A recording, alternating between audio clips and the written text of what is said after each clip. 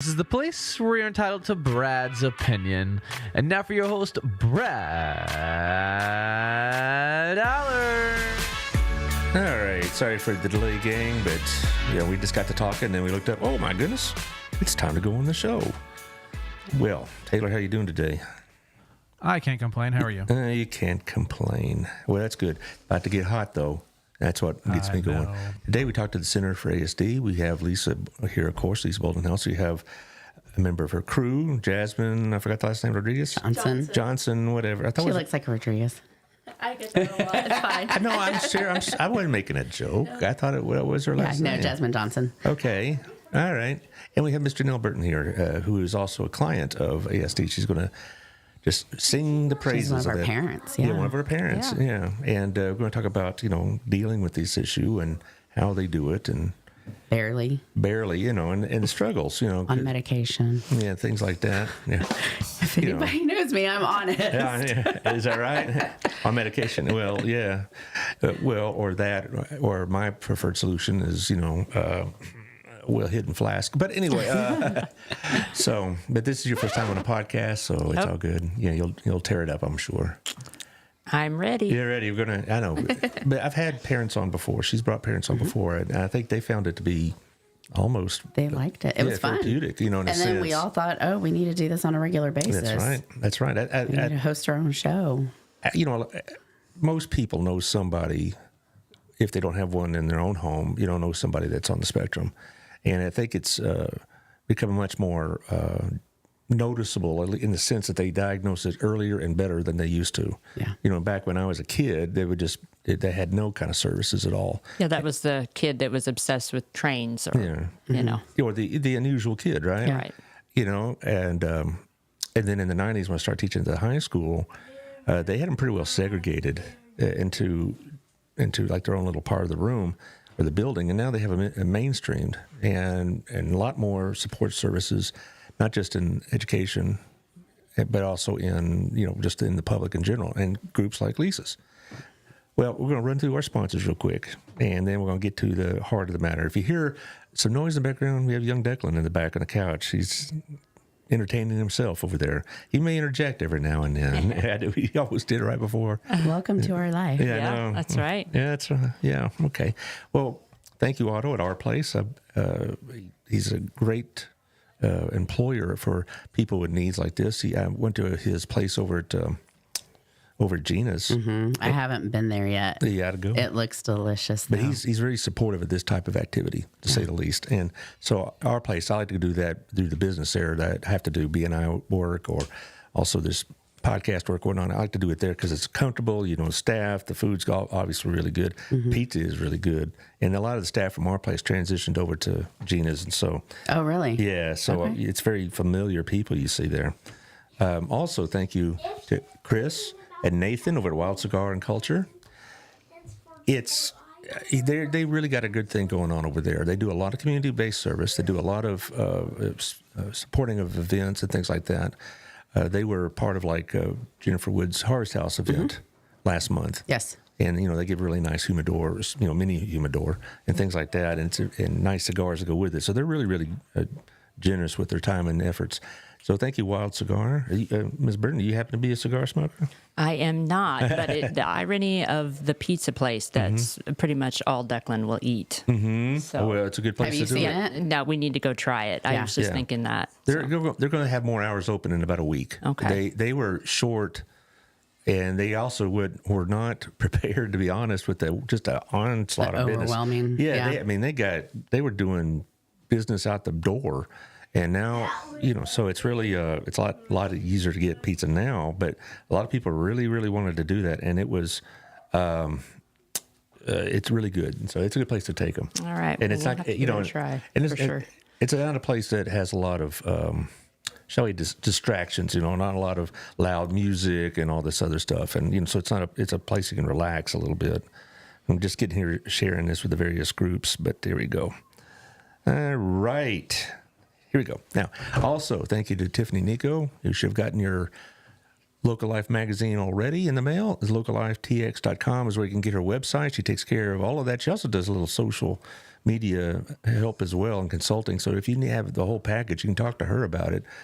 She does a really, really good magazine, and it goes to 30,000 homes and to a lot of businesses. You go to a place like our place, and there's about a half a dozen there.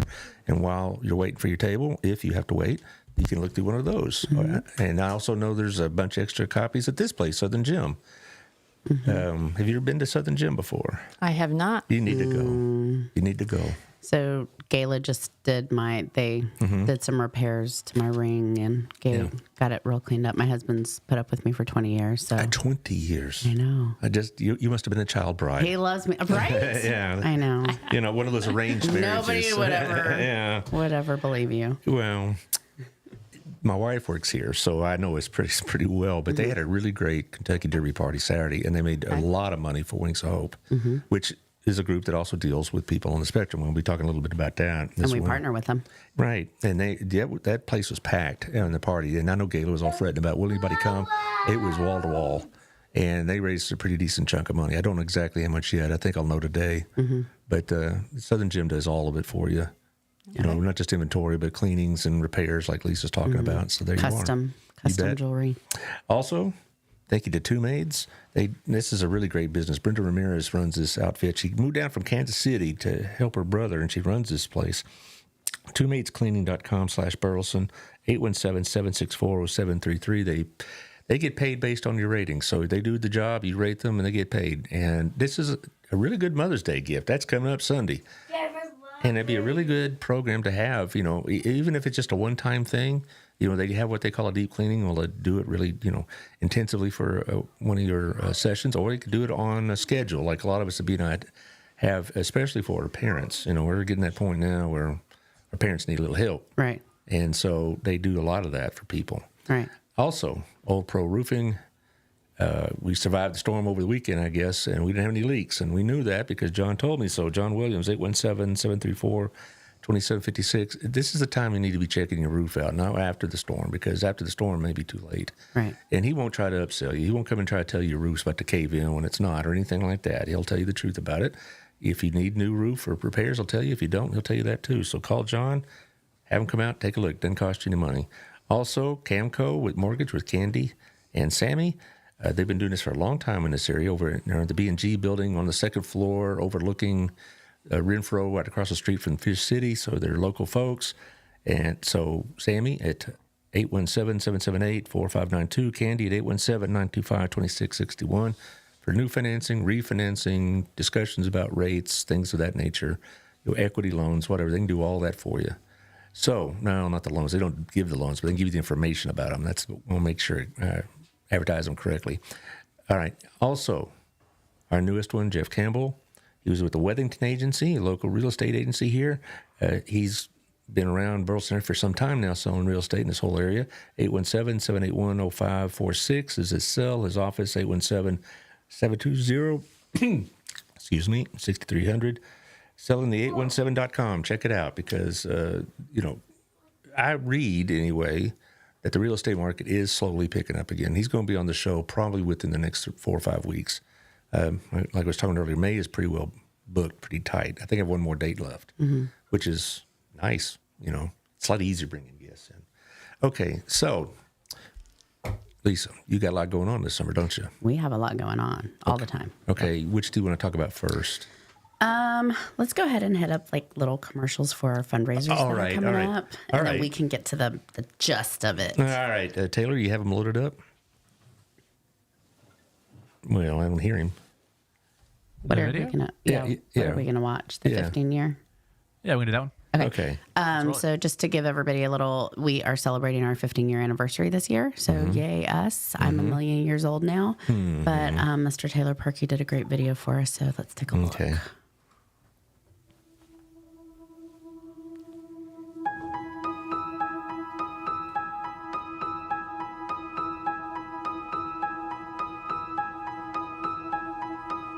I remember playing in the gym of the church a lot from the very start. Whenever I was little, I feel like I was more of a participant than anything. Like I was running around playing with them. I mean, I was having a good time. I I do miss the small of it sometimes, because the growth is, I feel like I keep saying this word, but the growth is just immeasurable, honestly, because when we started coming, it was Thrive twice a month maybe, on Monday nights, and they did their music therapy, which I think is amazing. That music therapy is still with us through all the changes, through all the years. They did dance at the time, and it was just a bunch of families bringing food, having a potluck, and just hanging out and talking about our kids, and it slowly morphed into a bit of an Excel program, which started small. Declan was one of the first, I say, the founding members of the Center for ASD Excel program. It was him and 3 others, I think, at the time, and they made do with what they had, and it was lovely. But being able to see it grow into a program that he could use, that we could use, that our family could use as a source of schooling for him. I remember that when you discovered that Gabe had autism, it like lit a fire under you, so that I have to know everything about this and what I can do to help him, which then grew into helping others.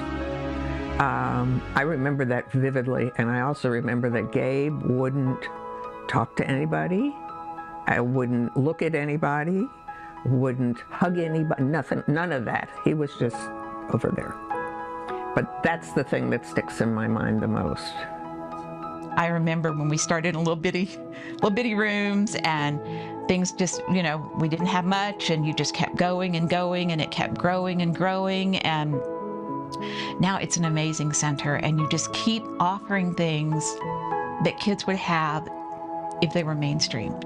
But they're in an environment that's safe. They're in an environment where they're accepted, and I love to come here because I always leave with something. I always leave with a feeling that the kids are doing so well, and that you guys are doing well, and that we're continuing to grow. And that's why I support the center, because I think it's important. I think that what you do is so important, and without it, I think there would be a hole. There would be a vacuum. So supporting our ultimate vision is providing peace to families like mine that wouldn't have any other opportunity. And by not having that opportunity, it takes away from my own son, because he wouldn't have what the center provides. Obviously, if the center is not here, he would be dependent on family members. And, when family members are trying to live their whole life, my son is going to come as a second to them, which is understandable. I'm not mad at anybody for that. It just is what it is. But I want Gabe to be happy and to have purpose and to feel independent. Though we mourn,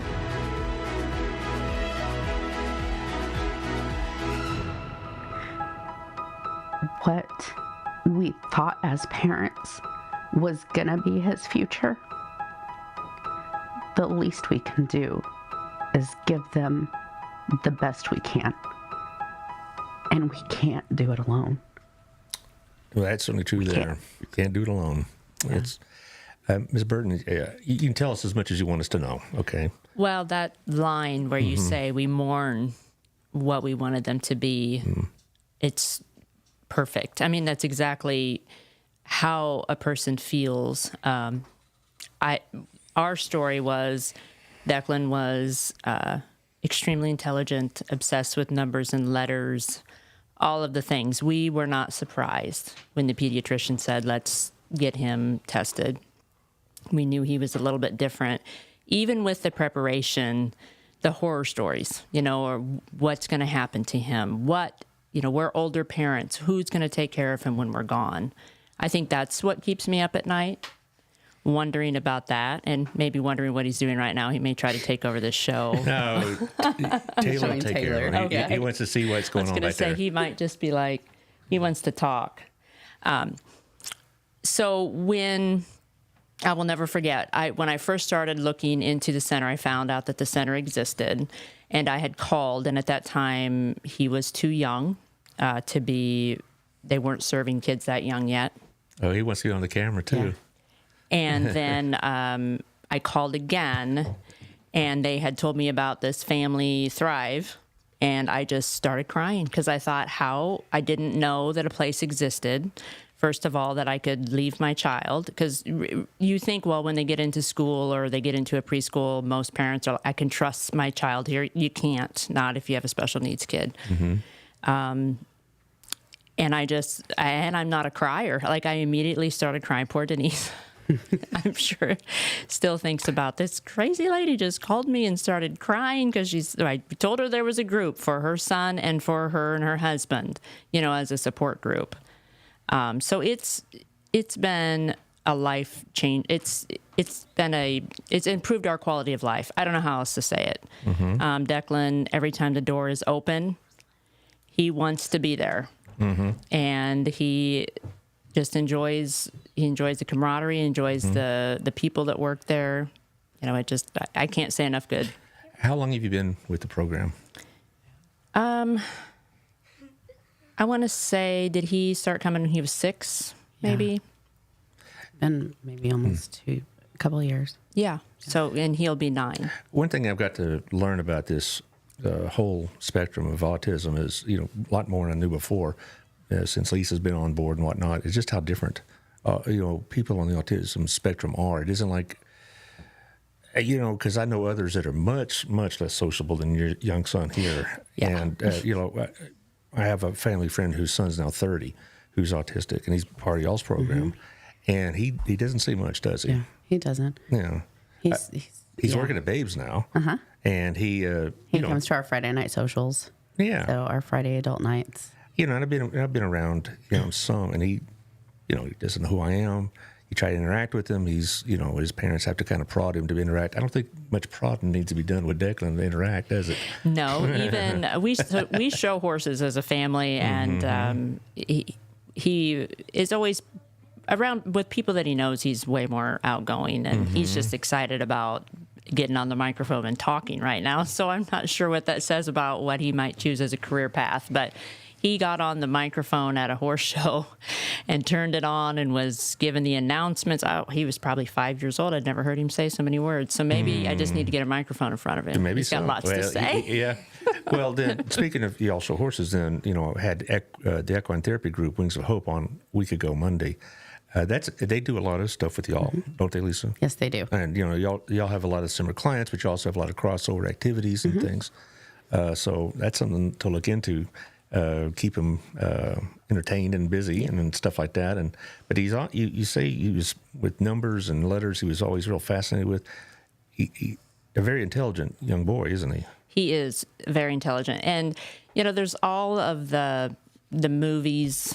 Hollywood makes all autistic children to seem like Rain Man, and that's a disservice. Like it that really Good is. Doctor wasn't a show like that, and that's not most people's reality either. Most people's, there's a lot of people that their children are extremely disabled.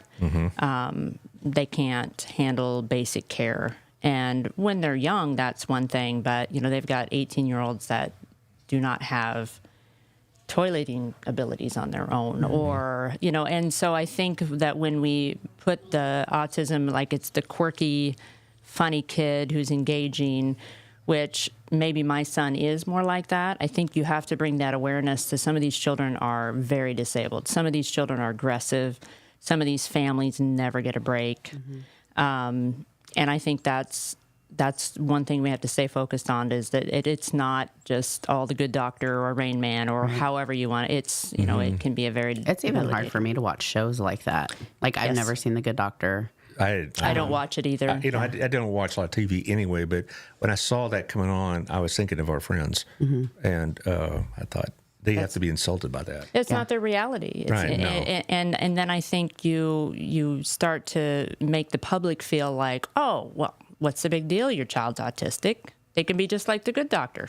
It's not how it works. No. It's not at all how it works. And I think, coming off of that video talking about community and kind of our 15 years, I was talking to Janelle about this yesterday a little bit, is that what I think people misunderstand, or there's now a misconception that the center is this big organization, which is funny for me to say that it's a big organization, but this center is perceived as this big organization, and kind of like we have to, like, we can do it, like we're fine, we don't need the support. But the center is so much more than that, because I'm still just a mom.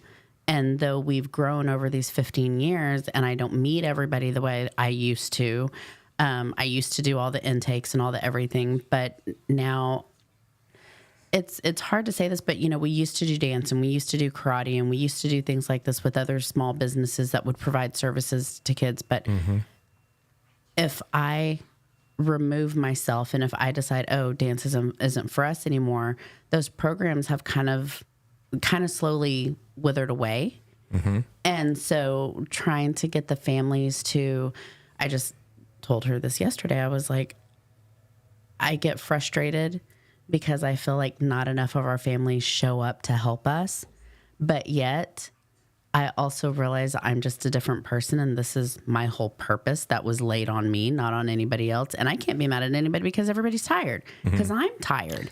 My Gabe is graduating this year, or in the next few weeks from the center, and I'm happy about it.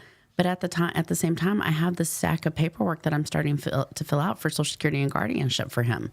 So it's kind of like it can't really be celebrated fully. When I sent Nate to college last year, we dropped him off, drove home, and I started crying. I wasn't crying because I missed Nate. I was crying because of what Gabe was never going to have. Oh, like we were never going to have that experience to drop Gabe off. So trying to find that balance between, yes, we have to run like a business because we want to sustain, but also needing the community and all these families to understand that we're still just a grassroots organization trying to do this together, literally together. Like when I need a break, we need other families to come behind and pick us up and keep going. You've mentioned, both of you mentioned about the disappointment that when you first heard about your son's diagnoses and that what he's not going to get and all that. I've talked to more than one set of parents, and they all have that story. It's like the vision they had for their son or daughter no longer exists. Well, it doesn't go away. And you're reminded every so often. You're reminded every time some of your friends with neurotypical children say, and I have a good friend whose children are talented in softball, and I love her kids, and I'm happy for her kids. And it would, if she's listening, if she would watch this would really, this would upset her. But what somebody that has neurotypical kids does not understand is I won't get to celebrate that. And maybe I'll get to celebrate something different. But one of the things that I think is my most frustrating things in the autism community is, as Lisa and I sit here and say we're disappointed in or with the future, it's not what we imagine for our kids. There is a group of autistic people that would say we don't have the right to be disappointed because we're not actually autistic. Right. So that's a whole nother. Maybe that's a whole nother podcast. It is.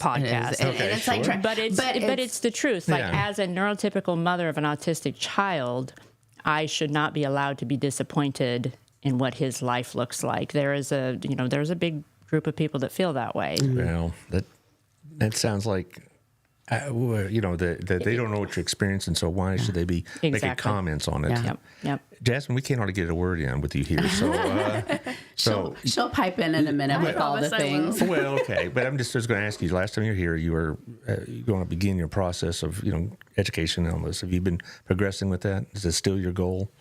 I actually would love to stay at the center for the rest of the time that I can, because honestly, people need to advocate for this community, and there's not a lot of people who do that. And if I could be one of those people, then I want to continue to be one of those people. You don't need people, you say you advocate for this community, what kind of resistance are y'all getting? I mean, I can't mind anything or think of anything that comes to mind, is what I'm trying to say. I think what immediately comes to my mind is, and this is terrible for me to say, people with autism or on the spectrum or autistic, however is the correct way you want it said, I wasn't aware. It didn't affect me personally. I had compassion for people that have differences. I always have had, but it didn't affect me. So I wasn't, out to change the world or raise awareness because it didn't affect me. As soon as it affected me, then it became obviously very important. Right.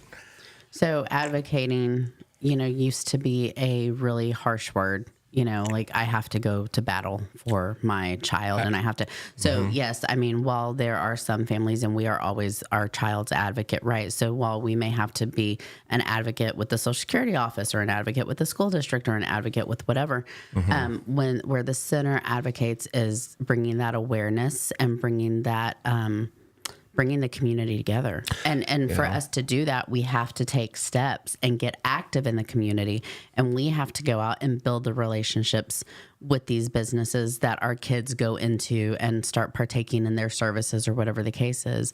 And I think what's happened most recently that really made me realize like we're onto something. And I don't know if anybody understands the magnitude of this, but when we had our Light Up the Night event in April. So it's a big city event. It's the city sponsors us. So we had it at the Brick. We had about 1,800 to 2,000 people in attendance. But it's an open community event. It's not just for families with special needs. So I spent a lot of time just talking to people who were in attendance, telling people, thank you for attending. We really appreciate it. And I had 2 or 3 families say, what is this for? And I was able to tell them, hey, this is to bring awareness about autism and other special needs individuals in the community. And they had no idea. It was beyond them that, that there's wheelchairs and individuals with walkers and, individuals walking around that have these very large quirks that stand out. And I'm like, look, we're doing it. Like all these people who are in attendance have no idea what this is. That's really good. Because that means that we are making this normal. We're showing the community that the people that we serve and the community we serve, they're just people. Yeah, it's interesting because I've talked about my experiences at BHS, the mainstream in particular, and we had kids all along the spectrum, and sometimes they need academic help, sometimes they needed behavioral help or some other accommodations. And your story is what's interesting because I've never talked to a parent of a child on the spectrum that wasn't a warrior for their child. I mean, they when they came to a meeting or they want to do a schools, they didn't come to play. All right, and that's not. I don't criticize them one iota, because I would be the same way, and I guarantee you, my wife would have been there. But I'm just saying that it's unfortunate, I guess, that you have to go to battle. It seems like with the bureaucracies you have to deal with, state, local, national, whatever. Paperwork and whatnot. In most of my experience, it's not been an intentional not wanting to accommodate. It's a lack of knowledge. That would be my case. I learned a lot. And I think and I'm not a teacher. I don't know much about teaching or education as far as, but from my teacher friends, they will say, I have an elementary education degree. I am completely ill-equipped to deal with a child on the spectrum. Well, what's happening now in a lot of cases, the younger graduates, it's part of the curriculum. And also a lot of school systems will say, we're not going to hire you unless you don't have to have a degree in it, but you have to have some certifications in it. Also, same with ESL. Yeah. And so, because what's crazy, and that's amazing that they're doing that, but what's just absolutely, and you'll understand this, all of y'all will understand this, but just because you get a certification doesn't mean that you're experienced. It means that you read something, because until you are surrounded by our loved ones who have different needs, you don't know how drastically different they are from each other. Yes, it's a spectrum for a reason. Like it is. And I did learn a lot. Because before I was involved in education, and autism had a certain image in my mind, and then I found out, no, it's a much broader definition than that, and I got experienced. You know, and I don't think any school district expects a rookie teacher walking in for his or her first time to have that experience, but they better learn quick because you have to adjust. You have to adjust in a hurry. And well, what are the statistics now? Like even from 5 years for how many? It's like It's 1 in 36 now. It used to be 1 in 50 and in just it was a matter 1 in 150 in 2000. Yeah. So that's and it's. I've read lots of theories about why that is. Better testing. Yeah. Our environment. And I don't know what the answer is, but regardless, the numbers are children happening. on the spectrum are going to be a big part of the workforce. And if we don't learn to accommodate or learn how to figure out a way for them to be members of our society that are contributing in a way that's positive, that's dire sounding. Well, if you don't get too deep into this, I'd like to ask about you and your husband, how y'all cope. I mean, how do y'all, I know you have to adjust more than just with education or whatever else, you have to adjust just home life and are you able to make time for yourselves, or, you know, how do you plan around all this if you're going on a trip to somewhere? Well, that's interesting. I would say the number one thing that people that have children that are neurotypical don't think about is we had to have high locks on all of our doors, so that he couldn't leave in the middle of the night, wake up in the middle of the night, walk out. They have Declan specifically has he doesn't have much fear. He has a very high pain tolerance. All of those are, physical dangers. One time we caught him eloping, which, leaving the house without anybody. He was about 2 years old and he's running down the street. I had to chase after him and get him. We don't allow anybody to watch him but my parents. We don't really have that many trusted people. And actually until the center, we probably didn't do much, just the two of us, hardly at all. Yeah, I've heard, that's a story I hear. Yep. It's 24/7. It's not something that you can just take a break from. It's definitely constant vigilance. I mean, as they get older, it's a little bit better. Declan, it's been a little bit better, but it's like a fight or flight all the time. And it's not even just, going back to advocating. It's not only advocating with the community and, whatever, it's advocating for ourselves and our mental health and our own house. Right. Because it's like, which battle am I going to choose? Like, am I really going to argue with them about this, or can I just let this go because in 20 minutes we're going to be talking about something else? Yeah, well, the first thing I let go was food. I just said, whatever you want to eat, as long as you eat something. I'm not going to fight with you if you want to have macaroni and cheese and pizza every day. Like, just, that's fine. You win that fight. So. Yeah. Now, y'all have a parent support group, right? And I bet that's helpful, I'm sure. But y'all have the same stories, don't you? I mean, or maybe different variations of it. Different variations. Yeah. Well, different variations, yes. But still the baseline is that you all have children or somebody in their lives that need constant vigilance. Yes. And it's taxing and tiring. And so I guess it's a good place for your parents to kind of unload all that, because you're talking to a very, very sympathetic audience, right? And who can completely sympathize with what's going on in your lives. That's, to me, just from listening to y'all talk and other shows you've done like this, I think that's where I would get worn down, is the constant 24-hour concern on my mind. I know my wife's same way, is, you can never really take your eyes off. No. You never take your eyes off. And your mind never shuts down. Yeah. No, and even still, I'll go through the house, or my husband will at night. We make sure all the doors are locked high, in which he can get those high locks undone now. But we still check. We still go and check everything. Now, you have some events coming up, don't you? We do. We have a few events. Do you have another video, do you? We do have another video. I was going to say something in regards to, the parent groups. Right. Okay. Just something that I want people to understand is I feel some guilt because I do not attend the parent groups the way I did up until last December. He's over there keeping. I wonder what he's talking about. So, I have had to lean on parents to lead those parent groups. and everybody's doing a good job, and they're he left you with his little computer. You know what? He's growing has this game called Idle 9 Months, and he is growing a baby. Oh, so he does. That's a concerning thing when your child goes to public school. That he's obsessed with reproduction. Yeah, you never know when that phone call's coming. Oh yeah, it's being shared. Yeah. So what is good, and I've had some guilt about the parent groups because I'm not there for First Steps on Monday night or for Preteen and Teen on Friday nights because I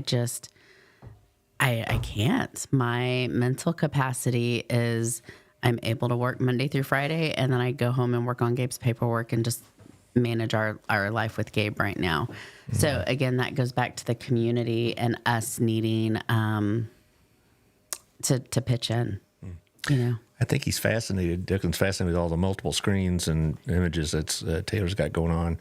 I'm sure. Is he having a good time back there, Taylor? Oh, he's all right. No, all good. Okay, All good. No, why don't we show the second video here, and then we'll talk about your fundraisers and the other events coming up the next few months.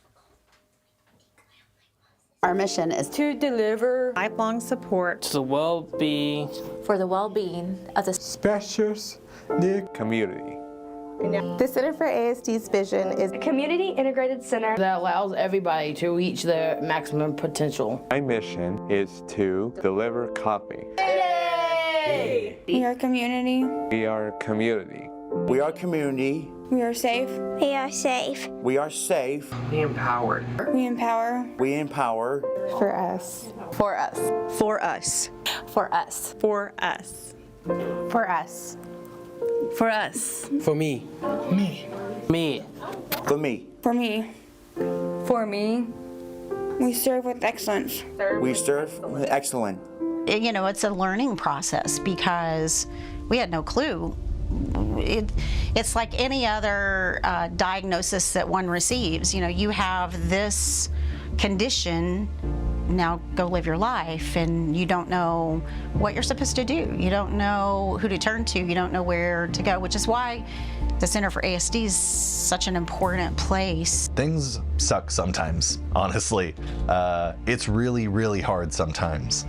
And just being around a group that gets it, that has been there, that understands that at any moment your child might melt down for no reason, and at that point you might have to leave, but that's okay.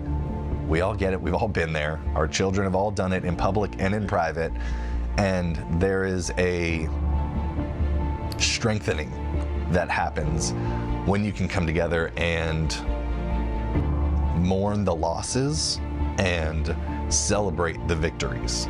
Our wins with Grayson may not look the same as another family's wins, but we get that those wins are so important.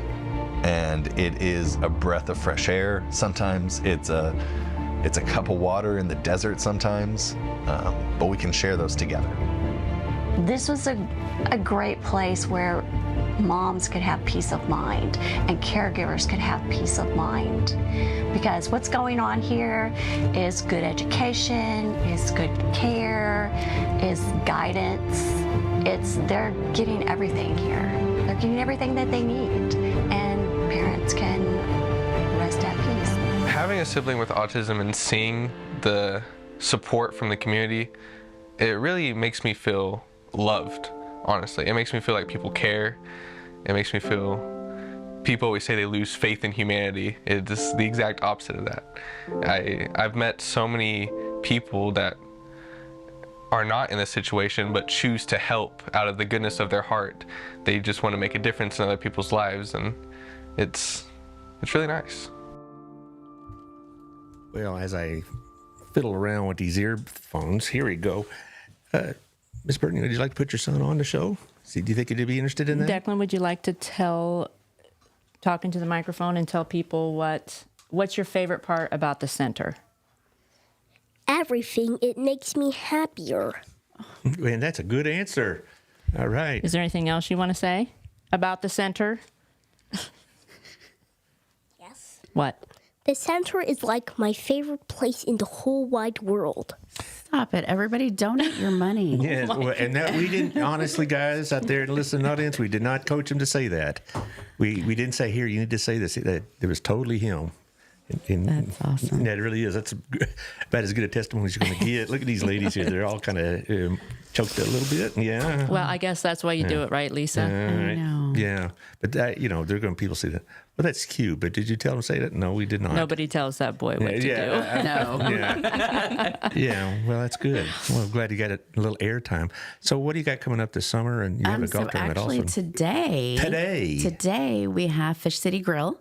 So it is their Give Back Tuesday, and 15% of their total sales of the day are going to be donated to the Center for ASD. So if you're going to go out to eat today, go eat for a cause. And Fish City, you want to talk to my wife twice about that. She loves fish. I'll be there tonight, so I'll do what I can. Wants to come visit me. I'll eat hush puppies. We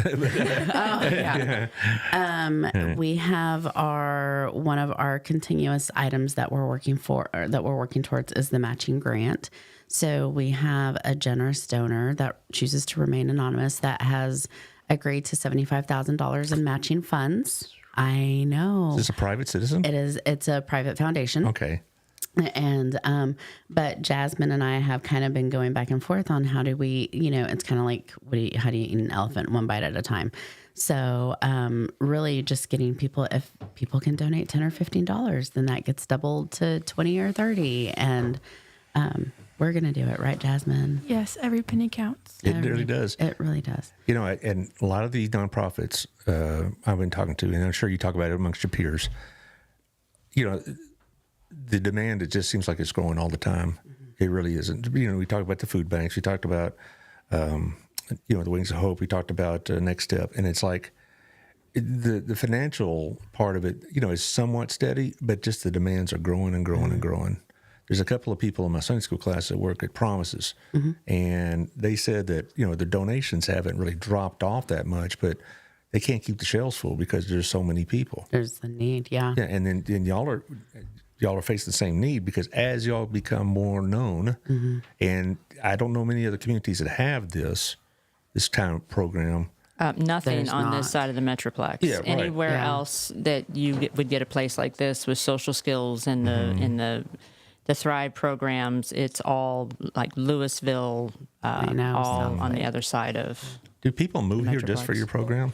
Yes. Yeah. Well, we actually own a place in Oklahoma, and we are not moving yet. Mm-hmm. And this is one of the reasons why. Well, it's interesting because, where in Oklahoma, by the way? Stillwater. See, my daughter went to school at Shawnee at OU, and I got still Oklahoma kinfolk. But, those smaller towns don't have this. Right. Because my wife used to work at the schools also, and one of the people she worked with moved from a small town in Oklahoma specifically to Burleson because her special needs son couldn't get any kind of services in these smaller towns. Mm-hmm. And so as you get more known, you're going to need more space. Yes. And you're going to need more funding. Yes. And supplies. And then not only do we need funding for the space, but we are going to need funding to sustain it. Because if we go all the way back to why we were founded, it was because of my family not being approved for government assistance because we made too much money and we didn't have enough money to pay for things that we needed. Right. So we serve this middle income households, and a lot of them need scholarship and they need help, and so funding to build a building, but also funding to sustain something. Yeah, I just kind of talked with a couple of your peers. So maybe all of y'all get together and build one big building and each have your own wings. I know. Do you think is that a silly idea? No, we've talked about stuff and dreams of what that would look like, and us and Harvest House and Next Step and all the people, Fitability, all the people. I've had conversations with. Fitability. Do you know that outfit? I don't. Fitability TX. She does. Is just Jessica Valley Reams, and she used to be right across the street from us. Now she's on East Renfro, right. And she does fitness programs for people with disabilities, mental and physical. Okay. And I've been Adapted. in there. I've been in there, and like one time she had a client who was probably about, well, I can't guess the age, but he was an adult. All right, so he wasn't a child, but they have stuff for children, and he was doing exercises that he could do to kind of maintain movement and whatever. That's a program that you might, because obviously this young man has a lot of energy, and it's a good program. and it'll, and Jessica does really good work with people of all sorts of issues, including autism. Yeah. So, I mean, it's definitely, how can we be better? How can we be better together? Yeah. Well, I just kind of was, last time Jennifer was here from Harvest House, so about 3 or 4 weeks ago before, so I was just kind of joking with her about it. She goes, "You're the second person today that said that," because apparently she was talking to one of their bigger donors, and he had said something similar about unifying under one facility and all this other stuff, and be kind of a citywide crusade to build that thing. Now, I'm sure there'll be a lot of issues and a lot of, where would you put it, and the expense, and and all the other stuff that goes on with that.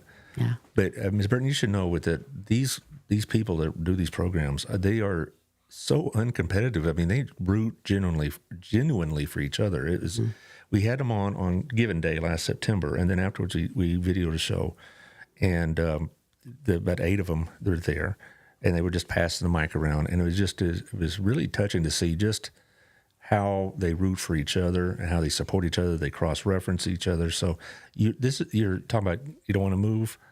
This is a community that I think is probably better suited for your son than maybe many others in this area.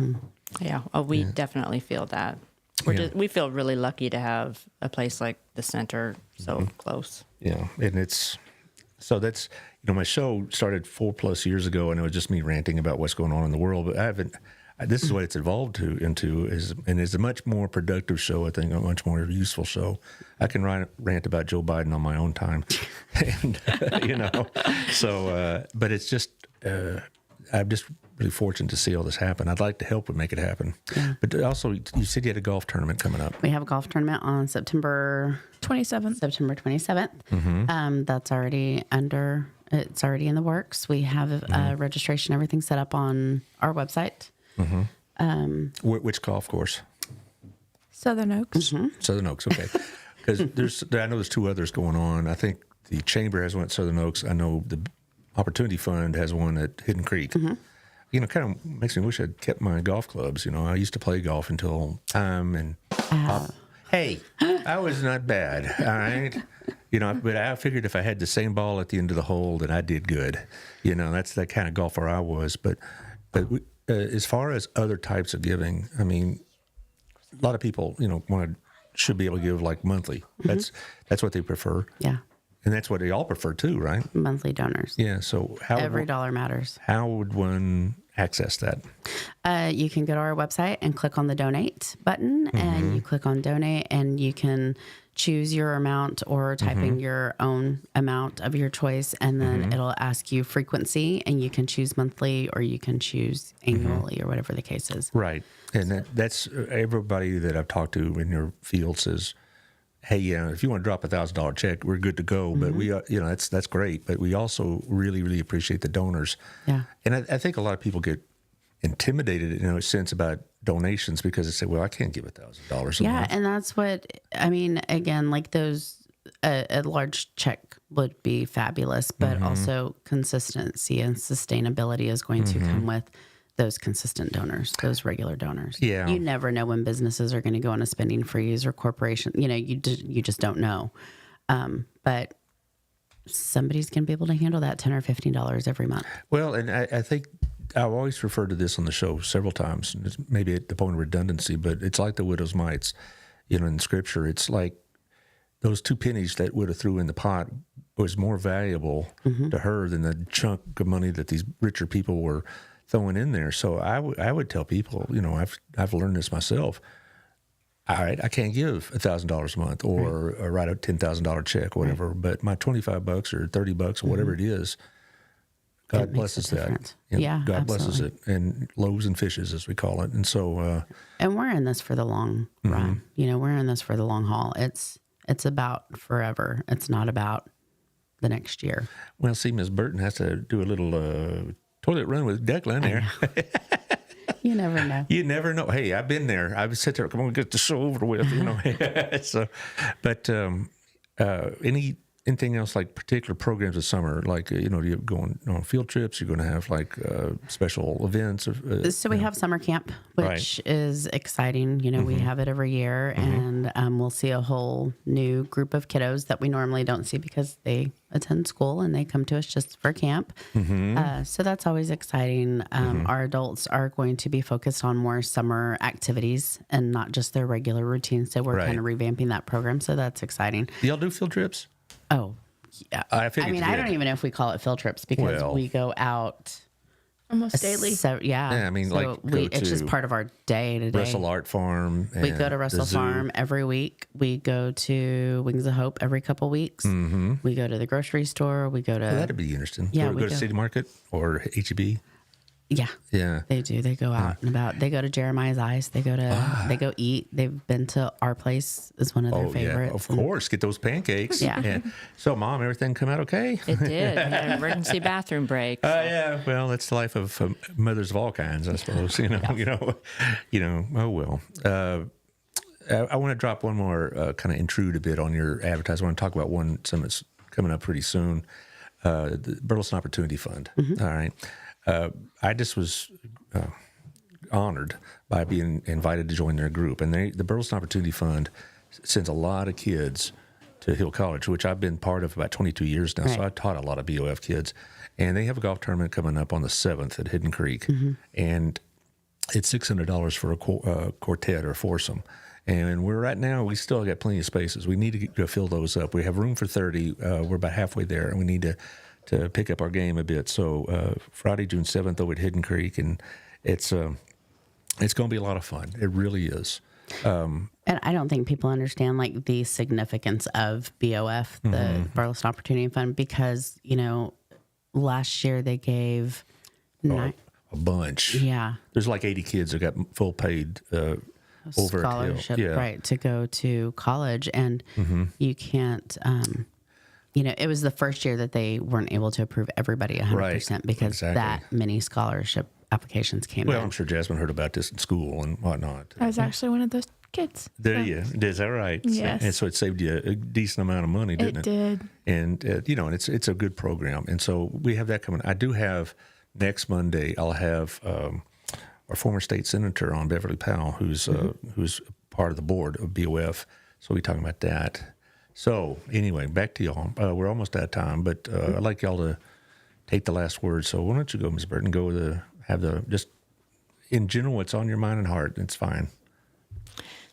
I guess I just want to say how thankful I am for Lisa and her and the people that work at the Center for ASD and her vision. And I really can't put into words what this place means to our family. And I'm just a mom. Yeah. But that's what makes it perfect. Because nobody really understands like a mom, and not to disregard dads. My husband is a great dad, but as Lisa and I, we share this common bond that both of our autistic sons are like, you are my person. I'm going to suck the life out of you. Yeah. Well, that's not really, but but that's what it happened with my friends that have an autistic son. He goes to mom first. Yeah. I've been doing this for a while, and I think you could tell by your guests how important your center is because they all get emotional. Yeah. Because it means so much to them, and sometimes you feel like, I'm sure you're fighting a good fight all by yourself, and you do. Even with a spouse that's helpful, it's just it's just hard to explain unless you are in those shoes. And that's what makes the center so special. Yeah, Jasmine, you got anything for us? I mean, you've been yakking the whole time, so. I honestly am just proud to be a part of something that I wish people would understand that it needs to be forever. It doesn't need to be short term. And Lisa, take it away. Yeah, I appreciate our community. I appreciate the community and, for supporting us over the years. And just, again, it's been 15 years, but we need, lifetimes, not just our lifetime. We need lifetimes. So I think we're doing it, y'all. I think we're doing it. You are. We're making a difference. You definitely are, because this is not recently. It's like 2 years ago.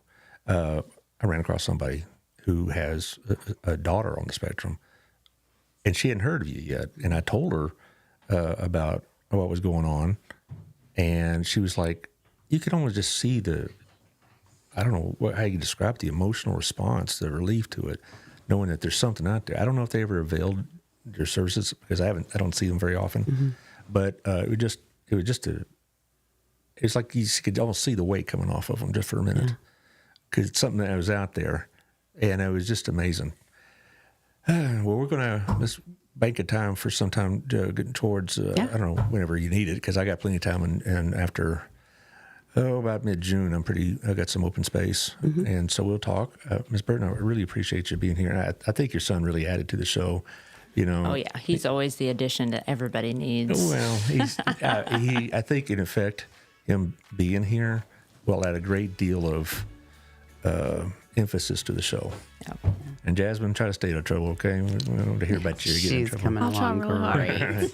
I've sucked her in completely now. Hang on just a minute, Taylor. One last thing. I have the Cleveland Railroaders on Thursday. Are you dealing with them in any capacity? We have not picked up a night yet. Okay. But yeah, they are doing lots of Harvest House has a night coming up. Next Step Women's, Crazy Friday, Eight. Yeah. So you need to get on board. Yeah. So we're either going to be on at 9 o'clock in the studio or 11 o'clock on Zoom. Depends on scheduling.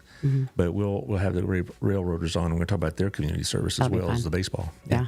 Thank you, Ms. Burton, for coming to the show. Thank you. You really added a lot to it. I think that testimony will stick with a lot of people. All right, Taylor, thank you for everything, for your nimbleness and thank you, Taylor, and your willingness to share your toys. And we will see you all Thursday.